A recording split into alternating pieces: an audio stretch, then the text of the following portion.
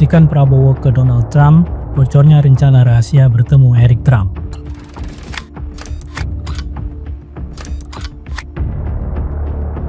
Dunia politik kembali gempar. Sebuah mikrofon yang tak sengaja tetap menyala, menangkap bisikan tak terduga dari Presiden Indonesia Prabowo Subianto.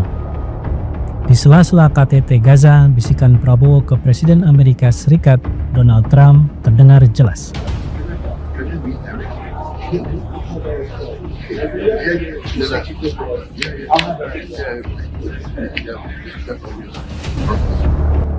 Mungkin saya bisa bicara langsung dengan Eric setelah ini. Dan sejak saat itu, jagat media, baik di Indonesia maupun di Amerika, langsung meledak. Apa sebenarnya maksud Prabowo? Mengapa Eric Trump yang disebut, bukan Presiden Trump sendiri? Dan apakah ini ada kaitannya dengan bisnis keluarga Trump di Indonesia? Rekaman itu pertama kali beredar di platform X dan YouTube Politik Amerika dengan judul Hot Mic, Indonesian President Request Meeting with Trump's Son. Dalam potongan video berdurasi 27 detik, terlihat Prabowo membungkuk ke arah Donald Trump di sela-sela konferensi pers bersama delegasi negara lain.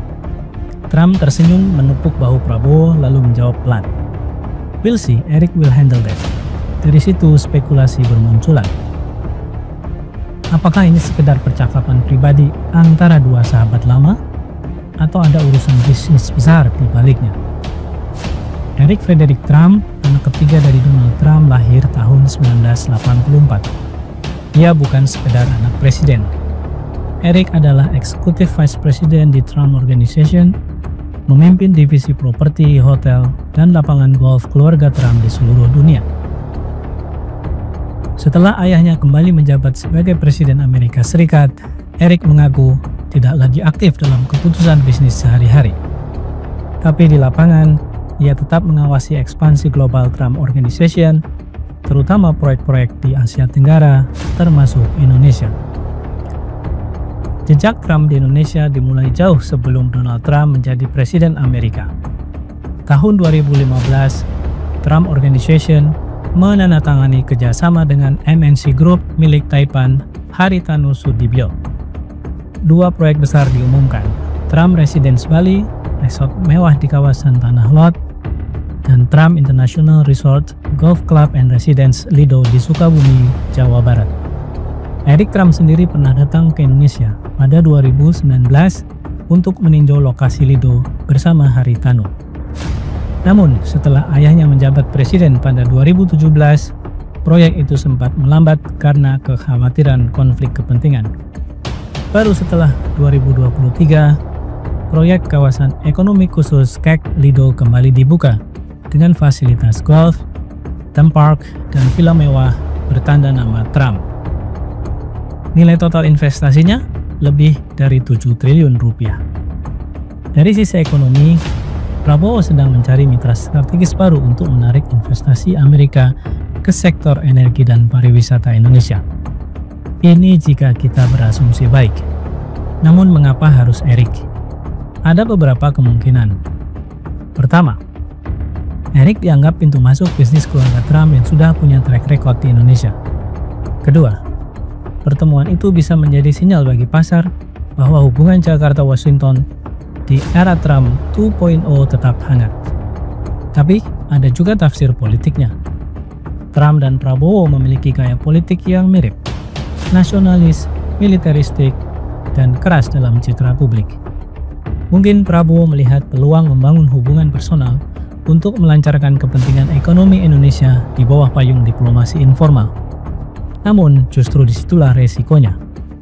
Apakah lazim seorang presiden bertemu anak presiden Amerika Serikat? Dalam protokol diplomatik, tidak lazim seorang kepala negara meminta pertemuan resmi dengan anggota keluarga presiden negara lain, apalagi jika konteksnya adalah ekonomi. Biasanya, urusan antar negara dijalankan lewat Menteri Luar Negeri, Duta Besar, atau pejabat ekonomi. Bila seorang presiden secara langsung meminta bertemu anak presiden lain yang juga pengusaha aktif, maka batas antara diplomasi dan bisnis menjadi kabur. Dalam konteks hukum internasional, Hal ini dapat menimbulkan potensi konflik kepentingan, kecurigaan adanya lobi bisnis pribadi, dan pertanyaan etika diplomasi. Bahkan jika terbukti ada imbal balik proyek atau investasi pribadi, hal itu bisa dianggap pelanggaran ethics in government conduct baik di Indonesia maupun di Amerika. Ini bisa memicu penyelidikan Kongres di Washington.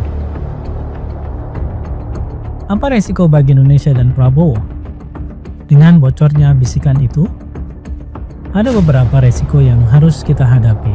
Resiko pertama, Indonesia bisa dicurigai sedang membuka jalur belakang ke Gedung Putih lewat bisnis keluarga Trump. Resiko kedua tentu adalah tekanan politik dalam negeri.